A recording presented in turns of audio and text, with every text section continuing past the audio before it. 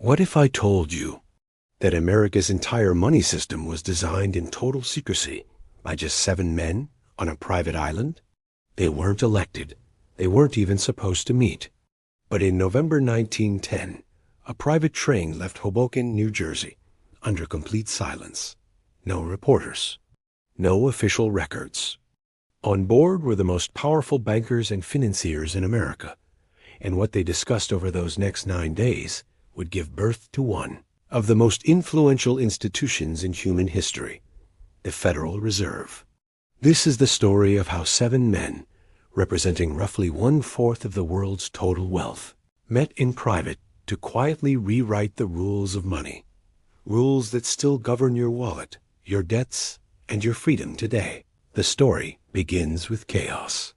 In 1907, America's financial system was collapsing. Banks were failing overnight. Depositors were running to withdraw savings. The stock market had lost almost 50% of its value in just weeks. At that time, there was no central bank, no Federal Reserve. The system ran on trust, and when that trust broke, everything fell apart. Newspapers called it the Panic of 1907, and for many, it was the first time they realized that America's booming industrial economy was sitting on a fragile foundation. The hero of the moment was one man, J.P. Morgan. When panic struck, Morgan gathered the top bankers in his private library. He locked the doors, refused to let anyone leave, and forced them to pool their money to stop the collapse. It worked, but it terrified the nation. Because one question hung in the air. If one man can save the economy, doesn't that mean one man already controls it? The country knew something had to change. America needed stability. But to create it, they'd have to centralize control, something the public feared more than chaos itself. And that's when the secret meeting began to take shape. In November 1910, a select group of men received private invitations. Each was instructed to meet at a train station in Hoboken, New Jersey, under false names. Even the staff didn't know their passengers' identities.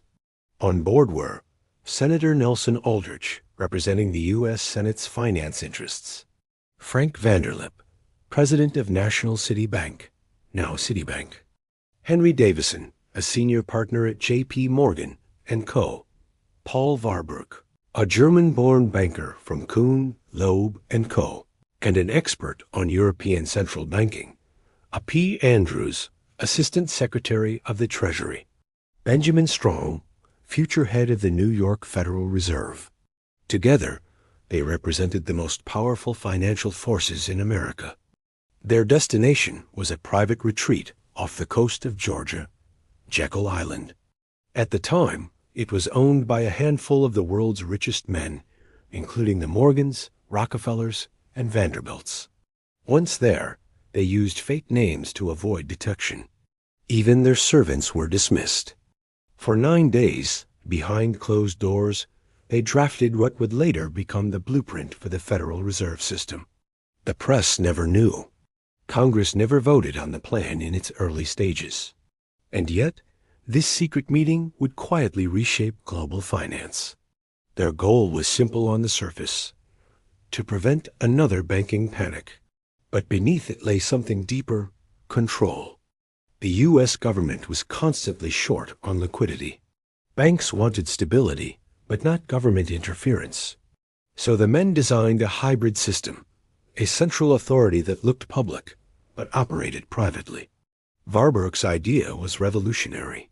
Let's create a central bank controlled by the banks themselves, but disguised as a public institution. The structure was brilliant. It divided the country into 12 regional banks, each technically owned by member banks, but under the supervision of a central board. The president would appoint the board, but its real influence came from the private banks that funded it.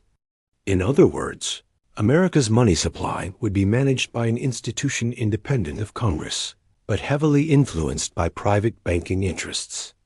And it worked. In 1913, just 3 years later, under President Woodrow Wilson, the Federal Reserve Act was passed. Few knew it had originated from that island meeting.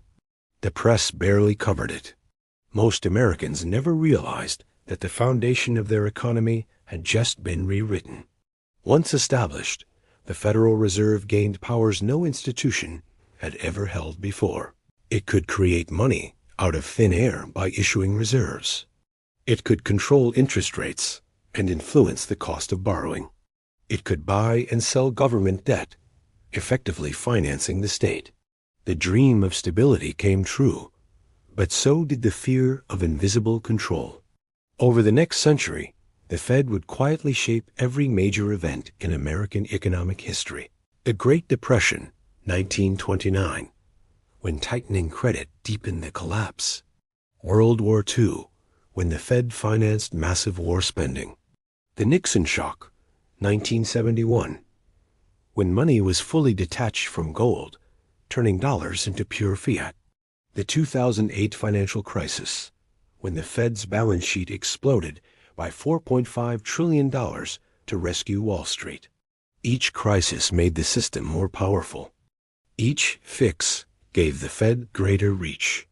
And yet, the original promise to prevent crisis was never truly fulfilled.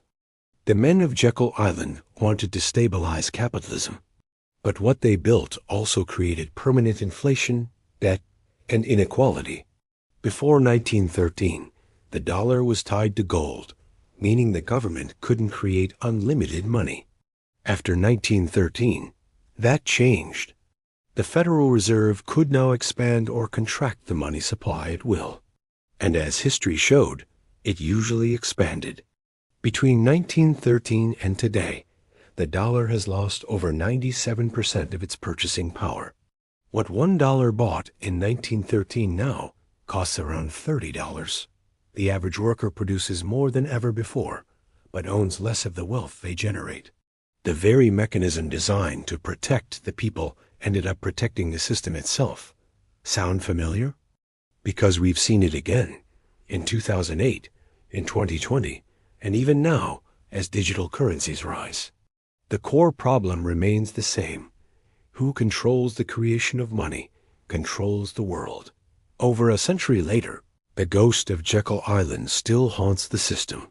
Today, as central banks explore CBDCs, central bank digital currencies, the conversation sounds eerily familiar. A promise of convenience, a promise of safety, but behind it, a question of control. In 1910, control shifted from individuals to private bankers. In 2025, it's shifting from private banks to algorithms, code that can monitor, approve, or deny every transaction. Once again, it's happening quietly. Once again, in the name of stability. And once again, the world isn't watching. But history teaches us something powerful.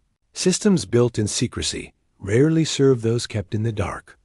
The 7 men who met on Jekyll Island are gone. But their legacy, the system they designed, still dictates the rhythm of every economy on Earth. They created a mechanism that outlived wars, presidents, and empires. A machine that prints, lends, and collects endlessly. Yet the story isn't purely dark. Because in every age, there are people who learn how the system truly works and use that knowledge to build alternatives. Decentralized finance, blockchain, community banking, and digital innovation. The lesson isn't to fear the system, but to understand it. Money isn't just currency. It's a reflection of trust, belief, and control. And whoever understands those 3 forces holds real power. What began as a secret meeting in 1910 shaped the modern world.